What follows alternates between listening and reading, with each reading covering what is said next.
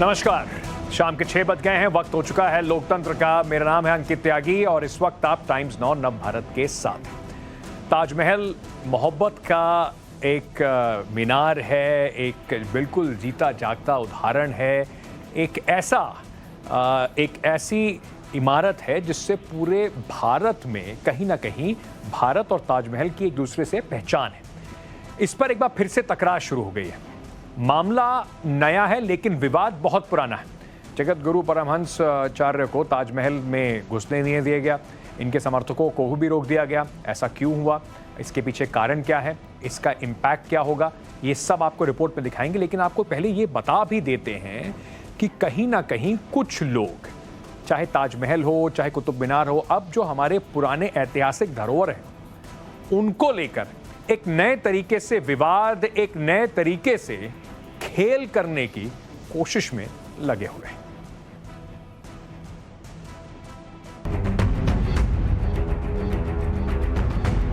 चूंकि मैं भगवा पहना हूं तो यहाँ के जो पुलिस प्रशासन मिलिट्री वाले लोग थे वो बोले भगवा को अंदर नहीं जाने देंगे। अब आप ये ब्रह्मदंड लिए हैं, यहाँ सिर्फ टोपी वालों को अलाउ है।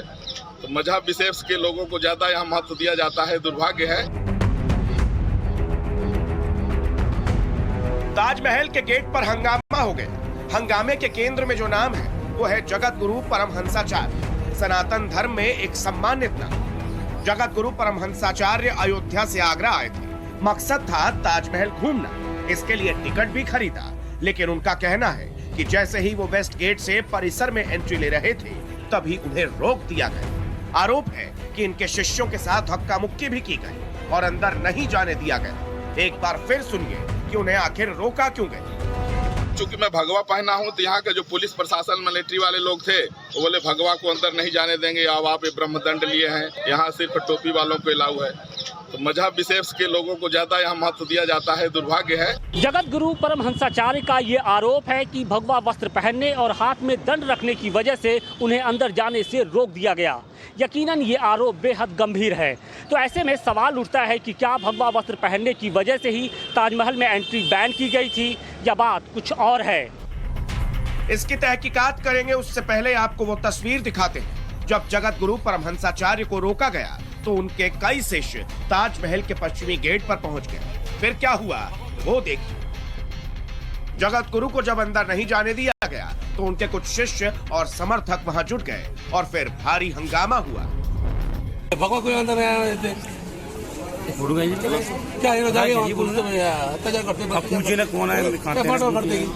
मामला इतना बढ़ गया कि पुलिस अधिकारियों को पहुंचना पड़ा।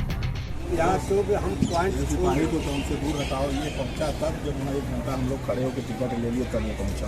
इसके लिए क्षमा है, जैसे हम पॉइंट नहीं छोड़ सकते हैं। टाइम्स नाउ नव भारत के रिपोर्टर जब मौके पर पहुंचे तो उन्हें पता चला कि भगवा वस्त्र पहनना बड़ा इशू नहीं, बल्कि जगत गुरु परमहंसाचार्य के साथ जो ब्रह्मदंड है उसे लेकर अंदर जाने की परमिशन नहीं मिल रही। आगरा जो है जिसको लोग ताजमहल कहते हैं, वह ताजमहल नहीं शिव मंदिर तेजो महालय है। तो तेजो महालय जान करके हम वहाँ दर्शन करने के लिए जैसे ही एंट्री किए, टिकट भी ले लिए थे। लेकिन वहाँ देखा गया कि समुदाय विशेष के लोगों के जो है इशारे पर प्रशासन भी भगवा का मजाक बना रहा था। और वहाँ सुरक्षा कर्मियों ने कहा कि आप ये भगवा पहन के और ये ब्रह्मदंड लेकर के आप अंदर नहीं जा सकते हैं।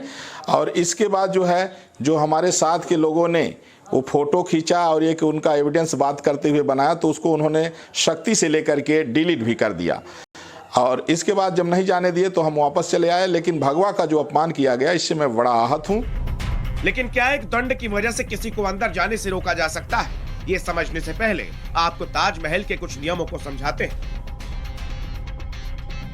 ताजमहल के अंदर खाना, खिलौना, माचिस, सिगरेट, गुटखा, झंडे, हथियार, धार्मिक चीजें और धार्मिक किताबें ले जाना वर्जित है। जगत गुरु परमहंसाचार्य के पास इनमें से एक ही चीज थी, ब्रह्मदंड। ये ब्रह्मदंड एएसआई के मुताबिक धार्मिक प्रतीक के दायरे में आता है। उनके हाथ में कोई वस्तु थी। स्वामी जी के वस्त्र को लेकर के एएसआई के किसी स्टाफ ने या सिक्योरिटी किसी स्टाफ ने कोई टिप्पणी नहीं की है। अभी तक की जो जानकारी है, स्वामी जी से यह आग्रह किया गया कि जो उनके हाथ में वस्तु है उसको या तो लाकर में रखवा दें या वहां रख दें या बाहर कहीं रख दें, वो जाएं ताजमहल देखें, वापस आते समय अपना सामान ले जाएं। बताया जा रहा है कि ताजमहल के पश्चिमी गेट पर सीआईएसएफ और एएसआई के अधिकारियों ने जगत गुरु को ब्रह्मदंड बाहर रखकर अंदर जाने की अनुमति दी, लेकिन उन्होंने ऐसा नहीं किया। तो सवाल इसी बात का है कि ब्रह्मदंड आखिर होता क्या है, सनातन धर्म में ब्रह्मदंड का महत्व क्या है। आदिकाल से ऋषि मुनि इसे अपने पास रखते रहे हैं। इस छड़ीनुमा प्रतीक का मेल ब्रह्मा से है, इसीलिए इसे ब्रह्मदंड बुलाया जाता है। ब्रह्मदंड कोई भी मनुष्य धारण नहीं कर सकता।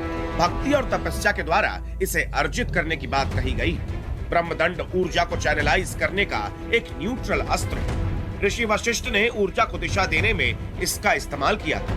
विश्वामित्र ने ब्रह्मास्त्र को रोकने के लिए भी ब्रह्मदंड का ही इस्तेमाल किया था। पुराणों में ब्रह्मदंड सप्तऋषि के पास होने का भी जिक्र है। दंड लेने का मतलब एक संकल्प है, सनातन के उत्थान के लिए, मानवता के उत्थान के लिए वो संकल्प है, वो दंड है।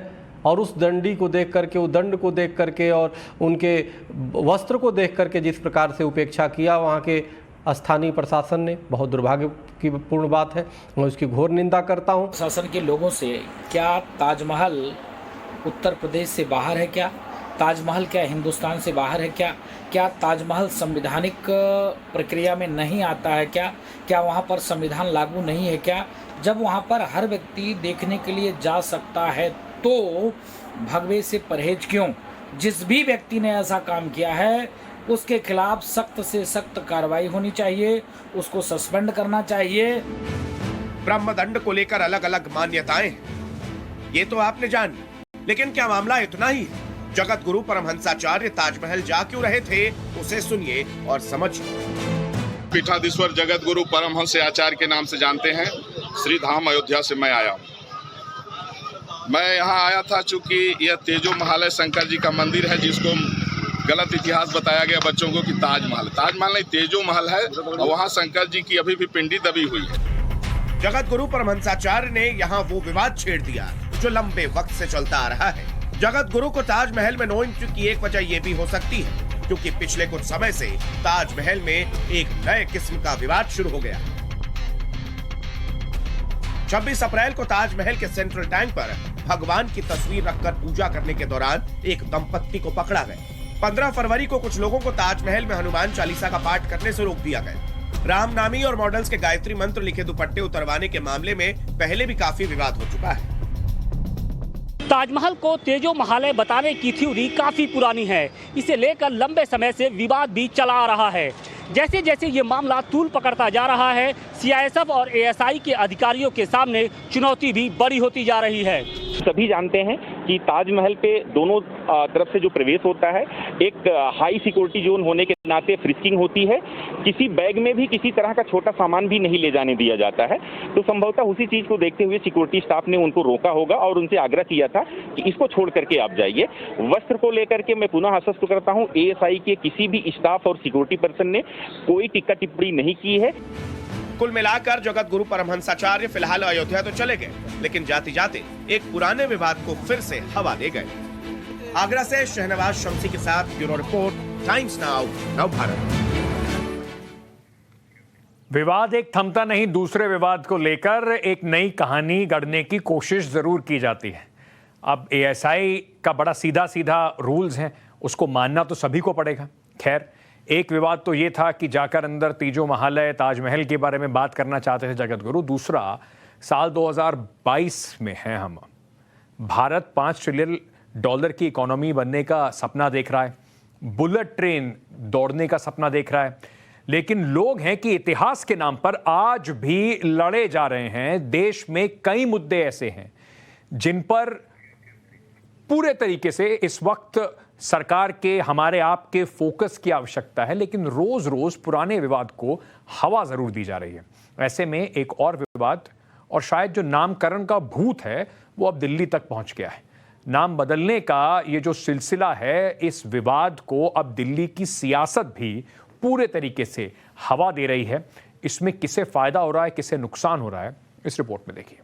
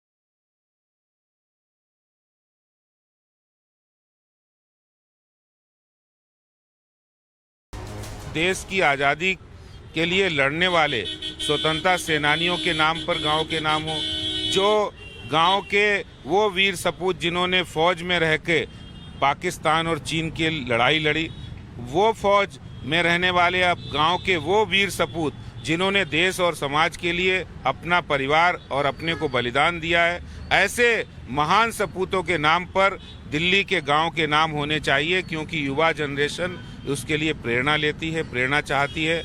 ये गुलामी की मानसिकता नहीं चाहिए। बहुत सारी जगहों के नाम भी बदले जा रहे हैं, तो क्या विरोध उसके लिए भी होगा? भारतीय जनता पार्टी के पास कोई राजनीति है नहीं। भारतीय जनता पार्टी को सिर्फ एक चीज आता है, अब एमसीडी चुनाव में 8 से 9 महीने बचे हुए हैं, इनको पता है बहाना नहीं है, तो पूरी दिल्ली से जितना पैसा इकट्ठा कर सको कर लो।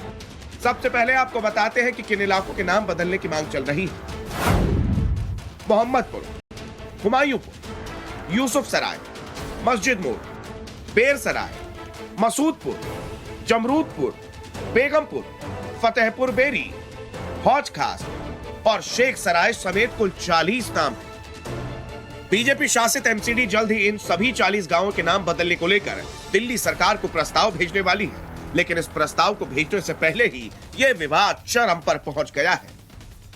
बीजेपी कह रही है दिल्ली सरकार को पहले भी मोहम्मदपुर गांव का नाम बदलकर माधवपुरम करने का प्रस्ताव भेजा गया था, जिस पर पिछले 5 महीने में कोई फैसला नहीं हुआ।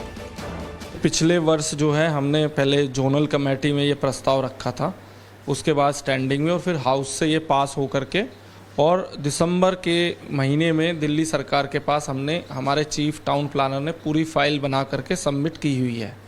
और अभी 2 दिन पूर्व जो है, क्योंकि इतना समय बीत जाने के बाद केजरीवाल जी ने कोई इस पे संज्ञान नहीं लिया। यहाँ लड़ाई बीजेपी और आम आदमी पार्टी में चल रही है, लेकिन मामला तो आम आदमी से जुड़ा है, तो इसके लिए आम आदमी की राय जरूरी है। टाइम्स नाउ नवभारत रिपोर्टर प्रेरित कुमार मोहम्मदपुर गांव पहुंचे, लेकिन गांव में एंट्री से पहले ही 2 साइन बोर्ड दिखाई दिए। गांव के बाहर बोर्ड लगाया है जहां पर आप साफ तौर पर पढ़ सकते हैं कि माधवपुरम गांव में आपका स्वागत है। यानी कि यहाँ के जो लोग हैं उनके लगातार यह मांग रही है और यही प्रस्ताव में भी दिया गया है कि जो मोहम्मदपुर गांव है उस गांव का नाम बदल करके माधवपुरम किया जाए। तो देखिए, नाम तो फिलहाल नहीं बदला है, लेकिन गाँव वालों ने यहाँ पर माधवपुरम गाँव का बोर्ड लगा दिया है। और इसके ठीक ऊपर देखिए कि DDA की तरफ से जो बोर्ड लगाया गया उस पर साफ तौर पर लिखा हुआ है गाँव मोहम्मदपुर का मानचित्र। यानी कि आधिकारिक तौर पर अभी भी इस गाँव का नाम मोहम्मदपुर ही है, लेकिन यहाँ के लोगों का कहना है कि हम ये इस गुलामी के प्रतीक को कब तक ढोते रहेंगे, इसलिए हमने खुद इस नाम को बदल दिया है और माधवपुरम कर दिया है। सरकार जब चाहेगी नाम बदलेगी, बोर्ड बदले, लेकिन हम अब उस गुलामी प्रतीक के साथ नहीं रहेंगे, इसलिए अब हम इस गांव का नाम जो है माधवपुरम कहने लगे हैं और बोर्ड लगाया है। गांव के नाम बदलने को लेकर के क्या आपको लगता है कि नाम बदलना जरूरी है? बिल्कुल होना चाहिए, सहमत हम इस चीज़ से, क्योंकि हमारे बुजुर्ग भी चाहते थे कि इस गांव का नाम बदली हो, क्योंकि विदेशी आक्रांताओं द्वारा हमारे ऊपर अत्याचार किए हैं और हमारे बुजुर्गों ने उनको झेला भी काफ़ी लंबे टाइम से, और हमारे बुजुर्गों की शुरू से डिमांड रही है कि इसका नाम बदला जाए। और मैं ये सवाल सरकारों से पूछना चाहूँगा कि इनका नाम क्यों इस विदेशी आक्रांताओं का नाम रखा जाए? आज के समय को देखते हुए कि मोहम्मदपुर गाँव को कुछ नाम कुछ अजीब सा लगता है। मैं कभी दिल्ली से बाहर गया था, मेरे को पूछा वहाँ किसी ने कि कहाँ के रहने वाला, मैंने बताया मोहम्मदपुर गांव दिल्ली के हैं। तो उन्होंने मेरे से पूछा क्या मुसलमानों का गांव है क्या? मैंने कहा नहीं, ये जाटों का गांव है, मुसलमान वहाँ कोई नहीं रहता। तो मोहम्मदपुर के लोगों का मानना है कि वो लंबे वक्त से नाम बदलने की मांग कर रहे थे, लेकिन उनकी मांग को नहीं सुना जा रहा था। मोहम्मदपुर के बाद टाइम्स नाउ नवभारत की टीम पहुंची हुमायूंपुर। जिन गाँवों के नाम बदलने का प्रस्ताव दिया गया है उस लिस्ट में हुमायूंपुर का नाम भी शामिल है। ऐसे में यहाँ के लोगों की राय जानना भी जरूरी है। दिल्ली सरकार से ये कहना चाहते हैं कि हमारे नाम की घर वापसी कराएं, जो जबरदस्ती नाम बदले गए थे, आज समय आ गया उनको वापस करो।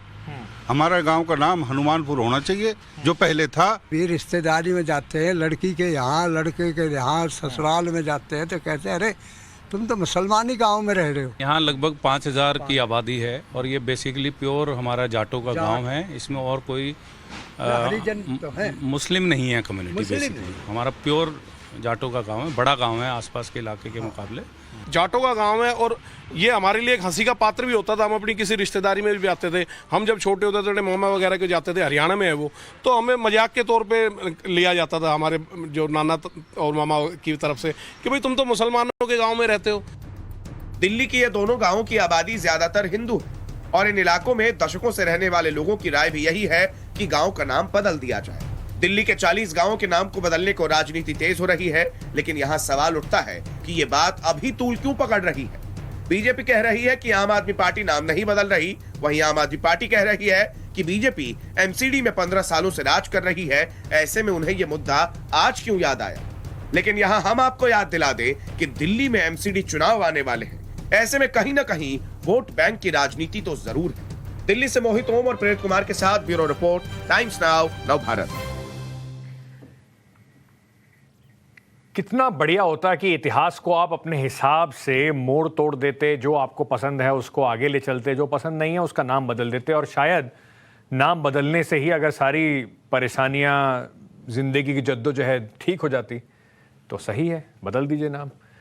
ब्रेकिंग न्यूज़ एक आ रही है इस वक्त, आपको सीधे ब्रेकिंग न्यूज़ पर लेके चलते हैं। टाइम्स नाउ भारत की खबर का बड़ा असर। करौली राजस्थान में जो दंगे हुए थे उसके बाद हमने जो लगातार अपनी रिपोर्टिंग की, उसके बाद 4 पुलिस अधिकारियों का तबादला हो गया है। करौली कोतवाली थाना अधिकारी का ट्रांसफर कर दिया गया है। थाना अधिकारी राजेश्वर दयाल का तबादला कर दिया गया। हिंसा के दौरान हमने आपको दिखाया था किस तरीके से ये मूक दर्शक बनकर वहां पर खड़े हुए थे। तो कहीं ना कहीं आप ये मान लीजिए कि सरकार भी अब मान रही है कि पुलिस की तरफ से वहां पर नाकामी जरूर रही। इस वक्त एक और बड़ी ब्रेकिंग न्यूज आ रही है जो राजनीति से जुड़ी हुई, लेकिन आम आदमी के मुद्दे से, जिस तरीके से कोरोना और पेट्रोल डीजल को लेकर आज प्रधानमंत्री ने जो टिप्पणी करी, कोरोना पर मुख्यमंत्रियों के साथ प्रधानमंत्री की बैठक में प्रधानमंत्री के बयान के बाद जबरदस्त सियासत शुरू हो गई है। प्रधानमंत्री ने इस बैठक में महंगे पेट्रोल डीजल पर चिंता जताई और कहा कि कोरोना काल में महंगे पेट्रोल डीजल से राहत देने के लिए केंद्र ने एक्साइज ड्यूटी तो घटाई थी, लेकिन कुछ राज्यों ने टैक्स नहीं घटाया। अब कर्नाटक, गुजरात ने टैक्स में कटौती जरूर की है। गुजरात के पड़ोसी राज्यों में कटौती नहीं हुई। महाराष्ट्र, तेलंगाना, केरल, झारखंड में कटौती नहीं की गई। अब यहां पर गैर भारतीय जनता पार्टी मुख्यमंत्रियों ने से प्रधानमंत्री ने अपील जरूर की थी। अब जबरदस्त पलटवार भी प्रधानमंत्री को इस पर झेलना पड़ रहा है। जैसा हम जानते हैं कि पिछले साल नवंबर महीने में वैट कम करने की बात की थी, सबको मैंने प्रार्थना की थी, लेकिन कई राज्य, मैं यहां किसी की आलोचना नहीं कर रहा हूं, मैं सिर्फ आपसे प्रार्थना कर रहा हूं, आपके राज्य के नागरिकों की भलाई के लिए प्रार्थना कर रहा हूं। अब जैसे उस समय 6 महीने पहले कुछ राज्यों ने बात को माना, कुछ राज्यों ने नहीं माना। अब कई राज्य जैसे महाराष्ट्र, पश्चिम बंगाल, तेलंगाना, आंध्र प्रदेश, तमिलनाडु, केरला, झारखंड, किसी न किसी कारण से उन्होंने इस बात को नहीं माना और उनके राज्य को, नागरिकों को बोझ कंटिन्यू रहा। मैं इस बात में नहीं जाऊंगा कि इस दौरान इन राज्यों ने कितना रेवेन्यू कमाया, लेकिन अब आपसे मेरी प्रार्थना है कि देश हित में आप पिछले नवंबर में जो करना था, 6 महीने डिले हो चुका है, अब भी आप अपने राज्य के नागरिकों को वैट कम करके इसका बेनिफिट पहुंचाइए। तो प्रधानमंत्री के बयान के बाद राजनीति बिल्कुल गर्मा गई है। अभी भी अगर आप देखें तो भारत दुनिया में सबसे ज्यादा पेट्रोल डीजल पर टैक्स लगाता है और महाराष्ट्र के मुख्यमंत्री उद्धव ठाकरे ने इससे पलटवार किया। ये इस वक्त की बड़ी खबर आपके लिए लेकर आ रहे हैं। महाराष्ट्र के मुख्यमंत्री उद्धव ठाकरे की सरकार ने पलटवार करते हुए कहा है कि प्रधानमंत्री ने जो वैट ना कम करने पर उन पे तंज कसा था, केंद्र पर महाराष्ट्र के 26,500 करोड़ रुपए बकाया हैं। बंगाल के मुख्यमंत्री ममता बनर्जी ने भी कहा कि केंद्र पर बंगाल का 97,000 करोड़ रुपए बकाया है। ममता बनर्जी ने पैसा देने की बजाय कहा कि पैसा देने की बजाय भाषण देते रहते हैं प्रधानमंत्री नरेंद्र मोदी। ममता बनर्जी ने यह भी कहा कि प्रधानमंत्री पूरे देश को गुमराह कर रहे हैं।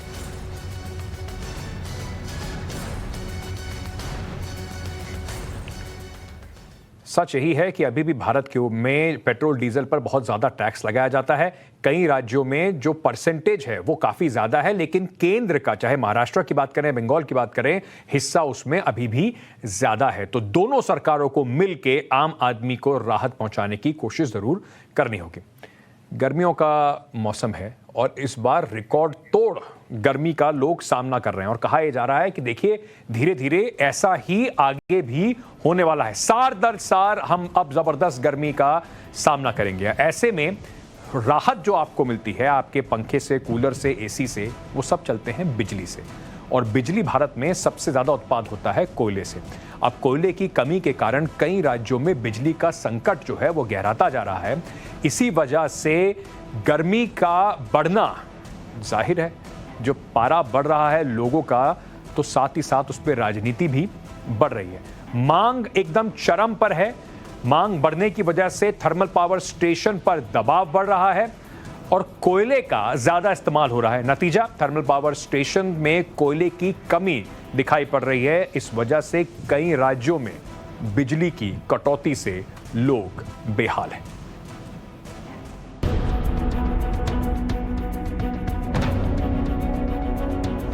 एक तो भीषण गर्मी,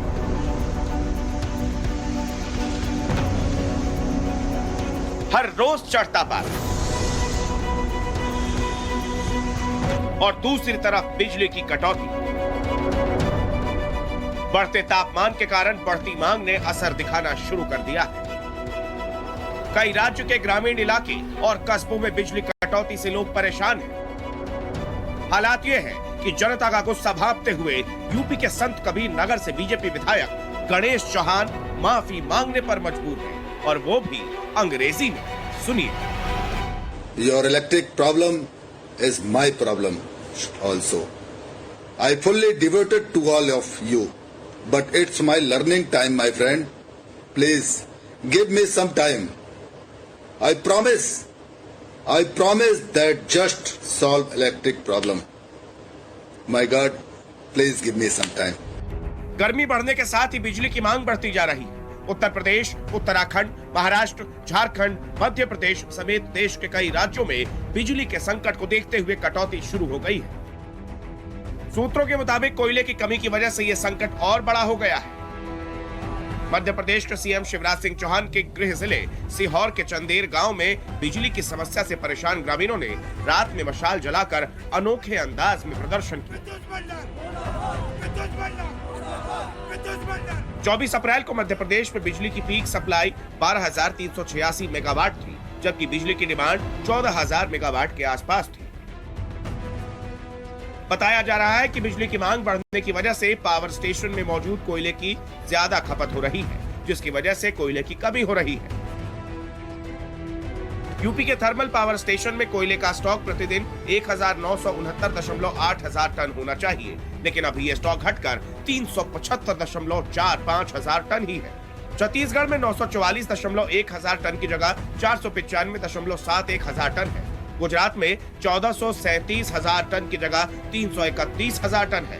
मध्य प्रदेश में 2050 हजार टन की जगह 256 हजार टन है, जबकि महाराष्ट्र में 39,024 हजार टन की जगह 552 हजार टन ही कोयला है। सूत्रों के मुताबिक यूपी के पास सिर्फ 10 दिन का स्टॉक बचा है, हरियाणा के पास 8, राजस्थान के पास 17 दिन का कोयला, और आंध्र प्रदेश, तमिलनाडु, तेलंगाना, मध्य प्रदेश, महाराष्ट्र, गुजरात, झारखंड और छत्तीसगढ़ में भी कमोबेश यही हालात है। छत्तीसगढ़ के मुख्यमंत्री ने इन हालातों के लिए केंद्र सरकार को जिम्मेदार बताया। देश में ऊर्जा का संकट आने वाला है और आज वो सामने दिख रहा है। यदि ये ऊर्जा की संकट नहीं होती तो पैसेंजर ट्रेन रद्द करके आप गुड्स ट्रेन को ज़्यादा नहीं बढ़ा। वहीं उत्तराखंड बिजली का उत्पादन करने के साथ साथ दूसरे राज्यों को बिजली सप्लाई भी करता है, लेकिन उत्तराखंड के अंदर ही बिजली कटौती की जा रही। ग्रामीण क्षेत्रों की जनता को बिजली कटौती की समस्या से जूझना पड़ रहा है। सीएम पुष्कर सिंह धामी ने अफसरों को 1 हफ्ते के अंदर बिजली संकट दूर करने का अल्टीमेटम दे दिया है। अगले 1 हफ्ते के लिए हमने इसमें कार्य योजना तैयार कर ली है और आगे भी हम कोशिश कर रहे हैं कि हमारे यहाँ पर जो इस प्रकार का संकट आया है उसका हम क्राइसिस मैनेजमेंट करें और रास्ता निकालें। हालांकि केंद्र सरकार ने कोयले की कमी के तमाम अटकलों को खारिज करते हुए भरोसा दिया है कि कोयले की कमी नहीं है। सरकार हालात पर नजर रखे हुए है। जो डे टू डे बेचने के लिए हमारे पास 72.5 मिलियन टन हमारे पास स्टॉक है। 21 मिलियन जो मैंने 21.5 बोला, मैंने थर्मल पावर प्लांट में बोला। हमारे कोयला के स्टॉक कोल इंडिया वगैरह में 72.5 मिलियन है, वो हम बेचते रहते हैं। We will send it on day to day basis, इसलिए कोई पैनिक होने का जरूरत नहीं है। गर्मी बढ़ते ही अप्रैल के महीने में बिजली की मांग 38 साल के उच्चतम स्तर पर पहुंच गई है। इसमें करीब 15% की बढ़ोतरी दर्ज की गई है। सवाल उठता है कि जब सरकार को ये मालूम है कि गर्मी आते ही बिजली की मांग बढ़ेगी, तो फिर इसकी पहले से तैयारी क्यों नहीं की जाती? हर साल क्यों गर्मी आते ही कोयले की कमी सुर्खियां बन जाती है? क्यों लोगों को बिजली कटौती का सामना करना पड़ता है, वो भी साल दर साल? Bureau report, times now, Navbharat. अब इस बारे में पूछेगा अपनी सरकार से या अपने एमएलए से कि भाई बिजली को लेकर क्यों पहले से तैयारी नहीं होती। अब कोयले की कमी पर राहुल गांधी का एक बयान आया है। भारत में भीषण बिजली संकट हो रहा है। राहुल गांधी ने कहा है कि ज्यादातर राज्यों में 8 घंटे बिजली कटौती हो रही है। राहुल गांधी ने देश में बिजली की मांग, कहा कि बिजली की मांग चरम पर है। कोयला भंडार में कमी पीड़ा का कारण बनेगी। सरकार ने समस्या हल करने की बजाय इनकार, मतलब समस्या को मानने से ही इनकार कर दिया है।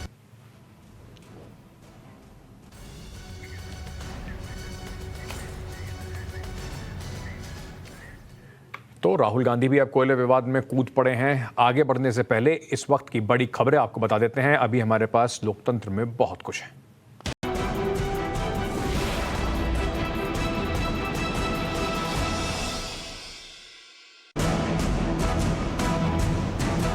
लाउडस्पीकर को लेकर आजकल बहुत ही लाउड यानी कि हाई डेसिबल पर आपने डिबेट भी सुनी होंगी। लोग लगातार इस पे झगड़ भी रहे होंगे। उत्तर प्रदेश में लाउडस्पीकर की जो लाउड सियासत है उसको अब थोड़ा सा जरा आपके सामने खोल के रखते हैं। लाउडस्पीकर के बहाने नफरती फौज ने पूरे देश को हिंदू मुसलमान के खांचे में बांट के रख दिया है। पूरे देश में लाउडस्पीकर में अजान और हनुमान चालीसा को लेकर घमासान मचा दिया गया है। लेकिन इस बीच उत्तर प्रदेश में योगी आदित्यनाथ की सरकार ने एक इस पे फैसला लिया, पॉलिसी बना दी, और उस पॉलिसी के तहत कितना अमल हो पाया, कहां कहां पर क्या कर पाए, इसको जानने के लिए टाइम्स नाउ नवभारत ने अपने रिपोर्टर्स को उत्तर प्रदेश के अलग अलग शहरों में भेजा। ये भी जानने की कोशिश की कि क्या सरकार बिना किसी भेदभाव के इस पॉलिसी को लोगों पर, चाहे किसी भी धर्म के हों, उस पर लागू कर रही है। आपको पूरी ग्राउंड रिपोर्ट दिखाते हैं। मंदिर का लाउड स्पीकर हो, मस्जिद का लाउड स्पीकर हो, गुरुद्वारे का हो या फिर किसी और धार्मिक स्थल का, चर्चा अब लाउड स्पीकर से निकलने वाली आवाज की कम और खुद लाउड स्पीकर की कुछ ज्यादा है।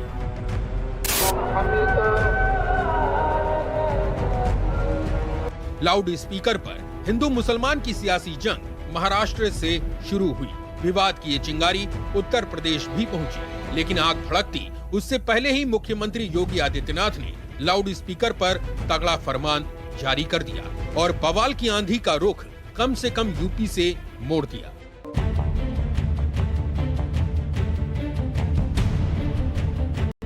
यूपी पुलिस और प्रशासन एक्शन में है। लखनऊ में लाउड स्पीकर को लेकर पुलिस ने अभियान तेज कर दिया। लखनऊ के सफदरजंग इलाके की सफेद मस्जिद पर लगे लाउड स्पीकर को पुलिस ने अपनी मौजूदगी में उतरवाया। पुलिस के अफसर मौके पर पहुंचकर लोगों को नए कानून समझा रहे हैं। मैं सफेद मस्जिद का इमाम, लाठी रोड सफेद मस्जिद का इमाम हाफिज सनाउल्लाह सिद्दीकी, मुझे ये नोटिस मिला है कि माइक की आवाज़ मस्जिद की धीरे करनी है और एक माइक हमने उतार भी दिया है। बाकी की आवाज़ें हमने धीरे कर दी। लखनऊ पुलिस का अगला ठिकाना मस्जिद मखदूम बख्श था। हालांकि मस्जिद के इमाम ने दावा किया कि वो पहले ही लाउड स्पीकर की आवाज धीमी कर चुके हैं। सरकार के तय मानकों का कड़ाई से पालन हो रहा है। यानी कुछ मौलाना ऐसे भी हैं जो पुलिस के आने से पहले ही नियमों के पाबंद हो रहे हैं। उन्होंने कहा कि आवाज इसकी जो है धीमी करके चलाइएगा, तो वो आवाज हमने पहले से धीमी कर रखी है। हाँ, लाउड स्पीकर भी कम कर दिया? बिल्कुल कम कर दिया सर। हाँ, बिल्कुल कम कर दिया है, क्योंकि हमें नियम मालूम है ना, 3-4 साल पहले हो चुका था, तो इसलिए हमने पहले कर दिया। महावीर विक्रम बजरंगी कुमति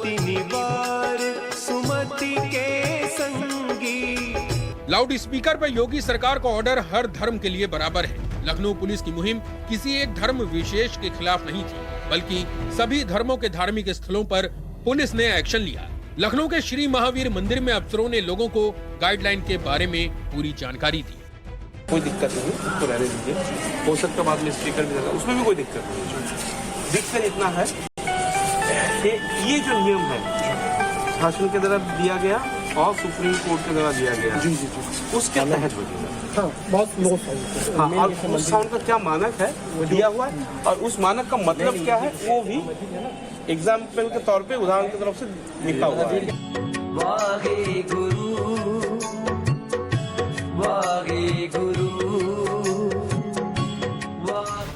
लखनऊ पुलिस की टीम शहर के एक बड़े गुरुद्वारे पर भी पहुंची। सरकार के इस फैसले का कहीं पर भी विरोध नहीं हो रहा। हर धर्म के लोगों की ओर से इसका स्वागत किया गया है। तो ये 2013 से जब से नीचे गुरुद्वारा साहब बना है तब से अपनी इस गाइडलाइन को फॉलो कर रहे हैं कि कोई भी हमारा स्पीकर बाहर नहीं है गुरुद्वारा साहब। जिसको गुरबानी का कीर्तन सुनना है, जो उसको गुरबानी का आनंद लेना है, वो अंदर जाए, अंदर बैठ करके हम भजन कीर्तन सुने, उसको ज़्यादा आनंद आएगा, बजाय हम सड़क पे लाउड स्पीकर लगा के वाणी का भी तिरस्कार करें।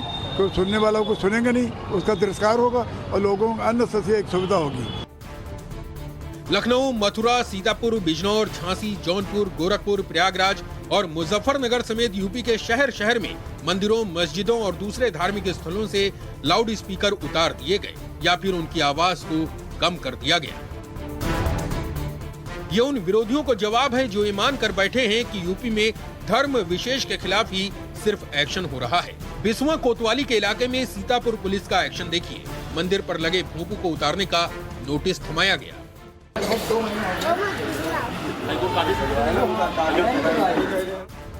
पास के ही एक मस्जिद पर से भी पुलिस ने अपनी मौजूदगी में लाउड स्पीकर उतरवाए। लगभग हर शहर में अलग अलग धर्मों के लोगों ने निर्देश का पालन किया।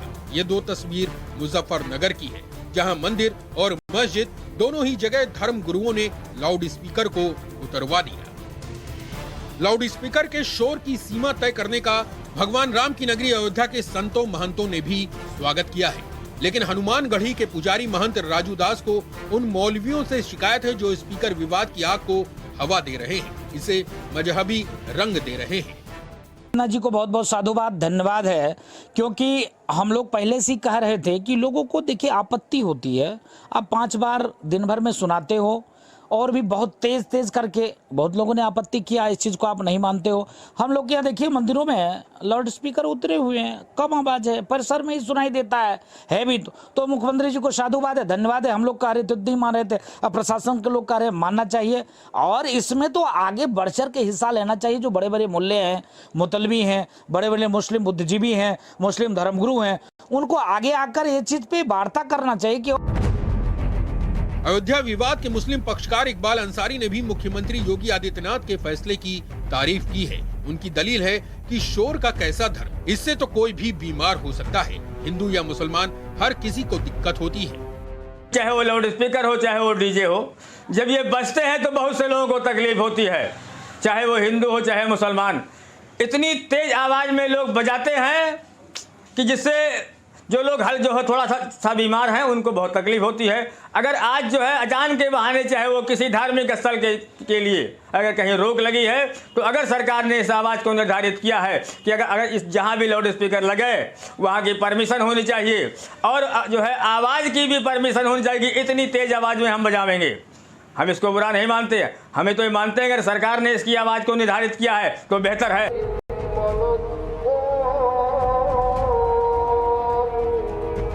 प्रयागराज की जामा मस्जिद ने भी अनूठी पहल की। इसके तहत मस्जिद में लगे 6 लाउड स्पीकरों में से 4 को हटा दिया गया।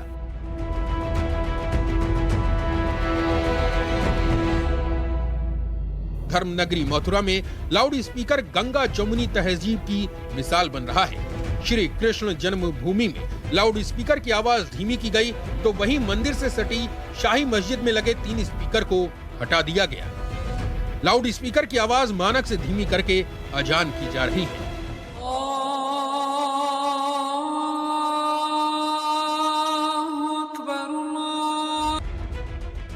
गोरखपुर के गोरखधाम मंदिर में लाउड स्पीकर की आवाज धीमी करके पूरे प्रदेश को एक प्रेरणा दी गई। वहीं शहर के जामा मस्जिद में अजान का वॉल्यूम धीमा कर दिया गया।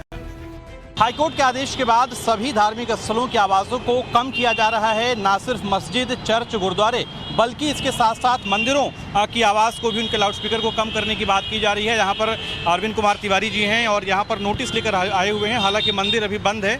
सर, सभी धार्मिक स्थलों को आप लोग? सर, हमने सभी धार्मिक स्थल जो हमारे चौकी क्षेत्र में पड़े हैं सबको मैंने दे दिया है। सुबह ही मैंने नोटिस दे दिया, फिर अब चेक कर रहा हूँ नोटिस का पालन कर रहे हैं कि नहीं। सभी पालन करते हुए मिल रहे हैं। हालांकि अभी भी ऐसे कई हैं जो ये मानते हैं कि लाउड स्पीकर विवाद को जरूरत से ज्यादा हवा दी गई। सालों से मंदिर और मस्जिद में लाउड स्पीकर लगते आए हैं। बागपत के बड़ा गांव इलाके में ना तो मंदिर से और ना ही मस्जिद से लाउड स्पीकर उतारे गए हैं। मंदिर में या मस्जिद में किसी लोगों ने बातचीत के उतारने का?